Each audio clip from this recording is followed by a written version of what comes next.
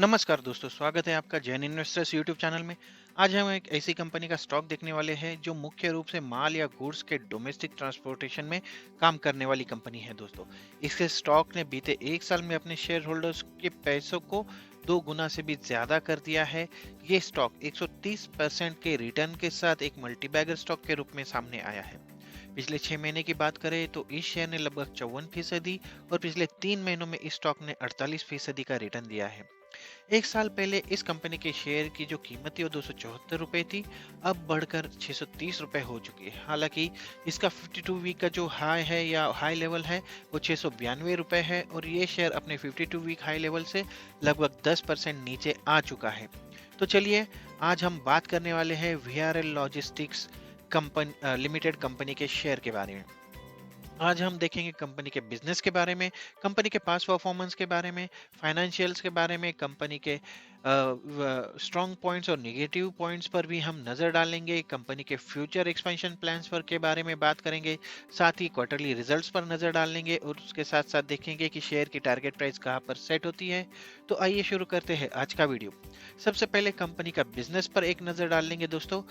VRL logistics मुख्य रूप से माल डोमेस्टिक ट्रांसपोर्टेशन में काम करने वाली कंपनी है। कंपनी के अन्य बिजनेस में बस ऑपरेशंस, हवाई मार्ग से यात्रियों का ट्रांसपोर्ट, बिजली की बिक्री और विंड मिल्स के ऑपरेशन से उत्पन्न certified emission reduction CER units की बिक्री शामिल है।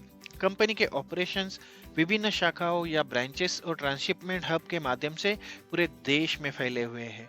ये कंपनी रोड लॉजिस्टिक्स में लीडिंग पोजीशन पर है। वीआरएल भारत में एक इस्टेब्लिश लॉजिस्टिक्स सर्विसेज प्रोवाइडर है जिसके पास देश में अपनी मालकी के वाहनों का सबसे बड़ा बेड़ा है, जिसमें लगभग 5,000 वाहन, जिसमें 4,500 से ज्यादा माल वाहन और 291 से 300 से ज्यादा लगभग यात्री बसें अवेलेबल है।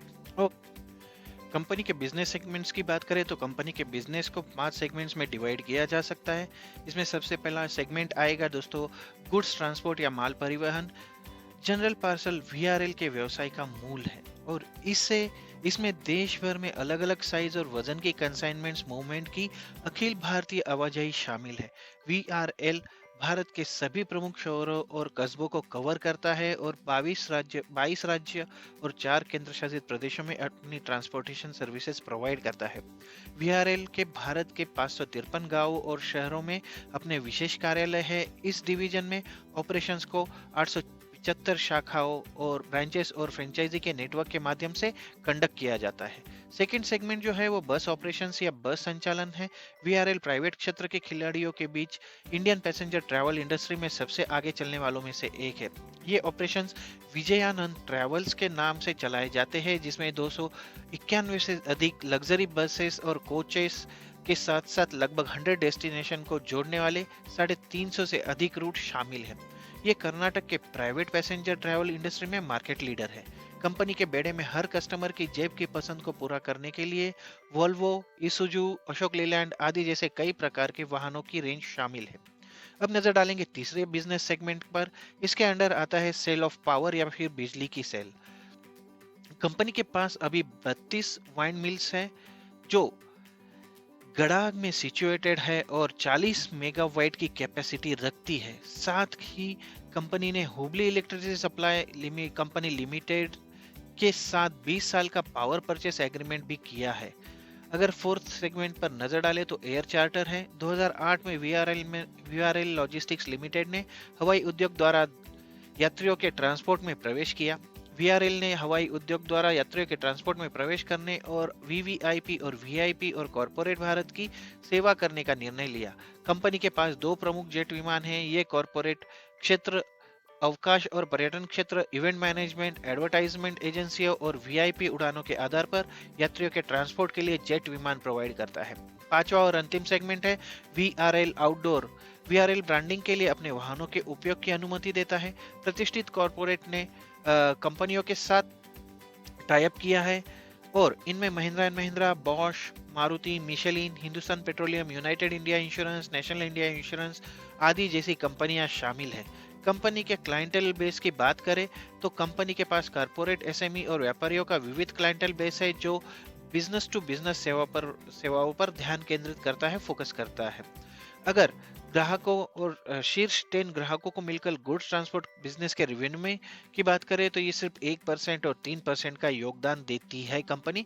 तो किसी एक सेगमेंट पर या किसी एक कस्टमर पर कंपनी की बहुत ज्यादा डिपेंडेंसी नहीं है और ये काफी अच्छी चीज मानी जा सकती है दोस्तों। अब नजर डालेंगे कंपनी के फाइनेंशियल आंकड़ों पर। अगर कंपनी का मार्केट कैपिटलाइजेशन की बात करें तो 5,524 करोड़ रुपए की कंपनी है। कंपनी के शेयर की करंट प्राइस जैसा कि मैंने बताया कि 630 रुपए है। इसका 52 वीक हाई जो था वो 692 रुपए और 52 वीक लो जो था वो 267 रुपए था। स्टॉक का पी 34.5 का है, इंडस्ट्री पी 19.1 का है। बुक वैल्यू कंपनी के शेयर की 73.8 की है।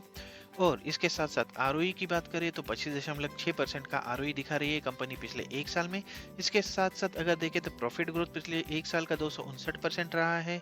ईपीएस 18.1 रुपए का है और साथ ही क्वार्टरली सेल्स में इनके 10.8% की बढ़ोतरी देखी गई है पिछले क्वार्टर टू क्वार्टर में।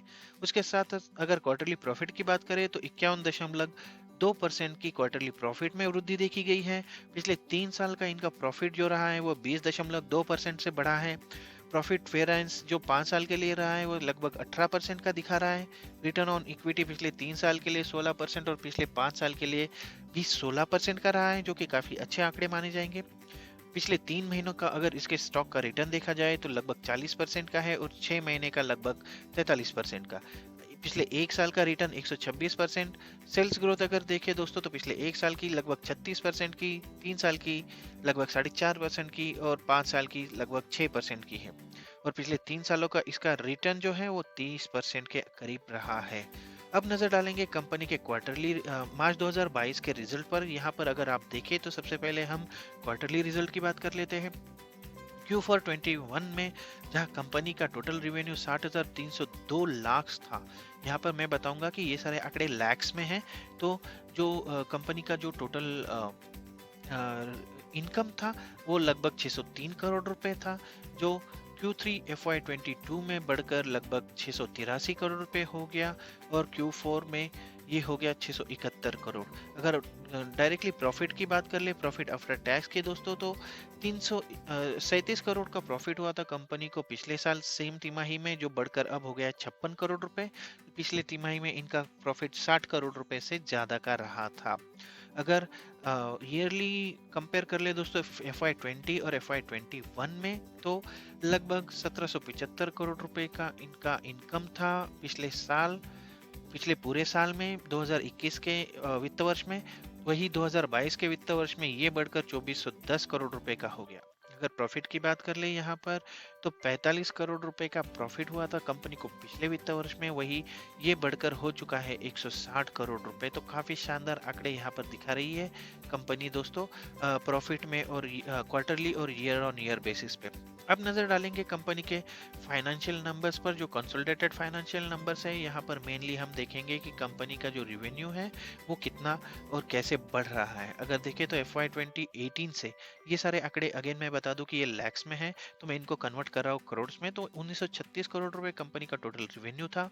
उसके बाद 2117 करोड़ 2019 में, 2128 करोड़ 2020 में, 2021 में 1775 करोड़ रुपए रहा था। यहाँ पर मैं बता दूं कि ये जो है ये कोरोना का साल है FY20 एंड 21, तो यहाँ पे काफ़ी कमी देखने को मिल रही है कंपनी के रिवेन्यू में, जो कि एक्सपेक्टेड है।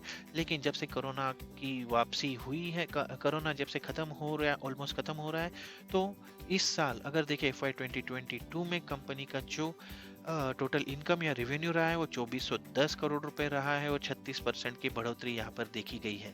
साथ ही आप देख सकते हैं कि EBITDA मार्जिन में कैसे बढ़ोतरी हुई है ईयर ऑन ईयर बेसिस पे इस चार्ट पे दोस्तों। इसके बाद हम देखेंगे शेयर होल्डिंग पैटर्न्स। जैसा कि आप देख पा रहे हैं, प्रमोटर्स की शेयर होल्डिंग जो है वो लगभग 70% की है इस कंपनी में। उसके बाद आता है म्यूचुअल फंड, जो लगभग 15.14% की इसमें हिस्सेदारी है म्यूचुअल फंड्स की। उसके बाद 3.62% की यहाँ पर FII की, फॉरेन इन्वेस्टर्स की है। 10.09% जनरल पब्लिक की है और अदर्स की 1.56% है। अगर कंपेयर करें पिछले 3 तिमाहियों का फॉरेन इन्वेस्टर्स का शेयर होल्डिंग पैटर्न तो देखेंगे कि सितंबर 2021 में जहां कंपनी में 2.61% हिस्सेदारी थी फॉरेन इन्वेस्टर्स की, वो बढ़कर दिसंबर 2021 में हो गई 3.49%। और मार्च 2022 के आंकड़ों के अनुसार ये है 3.62% की। तो ये थे कंपनी के फाइनेंशियल ग्रोथ आंकड़े। अगर रेवेन्यू ब्रेकअप की बात कर ले दोस्तों, कि जैसा आप देख पा रहे हैं बिजनेस सेगमेंट्स के हिसाब से अगर देखें तो गुड्स ट्रांसपोर्ट से कंपनी का लगभग 90% का रेवेन्यू आता है, बस ऑपरेशन से लगभग 7%, उसके बाद आता है 9% बस ट्रांसपोर्ट से आता है, विंड पावर से 1%, transport of passenger by air से आधे परसेंट का, और अदर बिजनेस से इनका 1% का रेवेन्यू जनरेट होता है। अब जल्दी से नजर डालेंगे दोस्तों उन फैक्टर्स पर जिनकी वजह से कंपनी की शेयर की प्राइस डिसाइड होगी, आगे का स्ट्रेटजी डिसाइड होगी। इससे पहले दोस्तों अगर आपको मेरे वीडियोस पसंद आ रहे हैं तो इन्हें लाइक जरूर कीजिए, और अगर अभी तक आपने मेरा चैनल सब्सक्राइब नहीं किया है तो इसे सब्सक्राइब करके बेल का आइकॉन प्रेस कर दीजिए और ऑल का ऑप्शन सिलेक्ट कर लीजिए, ताकि ऐसे ही नए नए वीडियोस की नई नई जानकारी, नए नए शेयर की नई नई जानकारी मैं आप तक शेयर करता रहूं और आपकी हेल्प करता रहूं आपके इन्वेस्टमेंट स्ट्रेटजी में। अब चलिए नजर डाल लेते हैं कंपनी के पॉजिटिव पॉइंट्स पर। सबसे पहले कंपनी अपने किसी एक कस्टमर बहुत ज्यादा निर्भर नहीं है, डिपेंडेंट नहीं है। जो कंपनी के जो क्लाइंट बेस है उसको काफी डाइवर्सिफाइड है, तो इससे काफी सहूलियत है। कंपनी को किसी एक कस्टमर के जाने से बहुत ज्यादा अफेक्ट नहीं हो सकता। फ्यूल कॉस्ट को काबू में रखने के लिए कंपनी ने अपने खुद के फ्यूल पंप्स बनाए हैं, जिसे डायरेक्ट रिफाइनरी से सप्लाई किया जाता है, और इसकी वजह से कम जो फ्यूल कॉस्ट है इनका काफी कम हो चुका है। कंपनी पर बहुत कम कर्जा है, लोन ज्यादा नहीं है, और सिर्फ 130 करोड़ रुपए का लोन है कंपनी पर अभी। कंपनी का डिविडेंड पे आउट लगभग 64.24% का है, जो कि काफी हेल्दी दिखा दे रहा है। और कंपनी का पिछले 3 साल का आरओई जो है वो 12.37% का रहा है। यहाँ मैं शुरू में ही बता देना चाहूंगा दोस्तों कि इसकी टारगेट प्राइस जो है वो कहीं 25 से 30% अप इसमें पॉसिबल है, और 750 से 780 रुपीस के बीच में इसकी टारगेट प्राइस सेट हो रही है। इस प्राइस हाइक के प्रमुख ट्रिगर्स की अगर बात करें दोस्तों, तो Q4 2022 में लॉजिस्टिक बिजनेस एक्टिविटी काफी मजबूत रही है। वीआरएल को ईयर ऑन ईयर बेसिस पर Q4 2022 में अच्छे नतीजे आए हैं। हाल के जीएसटी और वे बिल के आंकड़ों से आर्थिक गतिविधियों में सुधार भी स्पष्ट दिख रहा है। संगठित क्षेत्र भी की तरफ भी अगर बदलाव देखें तो 1 अप्रैल 2022 के बाद 200 मिलियन से अधिक रेवेन्यू वाली जो ऑर्गेनाइजेशंस है उनके लिए ई इनवॉइसिंग मैंडेटरी हो चुका है। ये बहुत सारे बिजनेस को ऑर्गेनाइज होने पर मजबूर करेगा, और इसका सीधा फायदा लॉजिस्टिक्स से रिलेटेड कंपनियों को मिल सकता है। लॉजिस्टिक्स सेक्टर की कंपनी वीआरएल लॉजिस्टिक्स जो है इस पर शेयर मार्केट बुलिश नजर आ रहा है। अगर पिछले कुछ समय की बात कर ले दोस्तों, तो जहां काफी सारे शेयर्स 30% 35% डाउन हुए हैं, वही इस शेयर ने लगभग 34% का एडिशनल, एक महीने में 34% का अप दिखाया है। तो इसी से इस पे बुलिश सेंटिमेंट नजर आ रहा है, और ये प्रूव होता है। वीआरएल लॉजिस्टिक्स ने 5.6 अरब, साथ ही इस कंपनी ने 5.6 अरब रुपए की विस्तार योजना का ऐलान किया है, जिसके तहत कंपनी अगले 12 से 18 महीनों में 1600 ट्रकों की खरीदारी करने वाली है। इस खरीदारी से कंपनी का माल भाड़ा ढोने की जो क्षमता है उसमें करीब 25,000 टन की बढ़ोतरी हो जाएगी। और ये कैपेक्स योजना है। इस कैपेक्स योजना के तहत कंपनी के बेड़े में शामिल पुराने ट्रकों को बदलने के लिए लाई गई एक योजना है। बता दें कि एलटीएल सेगमेंट में बढ़ती मांग और नई स्क्रैपेज पॉलिसी के चलते नए ट्रकों को बेड़े में शामिल करने के लिए कंपनी ये नई कैपेक्स योजना लेकर आई है। इस स्टॉक में वर्तमान लेवल से कम 35% की अपसाइड देखने को मिलेगी, ऐसा हमारा अनुमान है।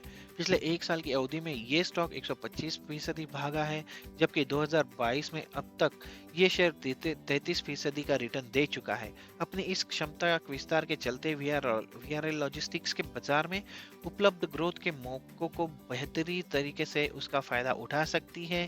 कंपनी का बैलेंस शीट मजबूत है, जिसके चलते इस विस्तार योजना का खर्चा कंपनी अपने आप ही वहन कर सकती है, खुद उठा सकती है।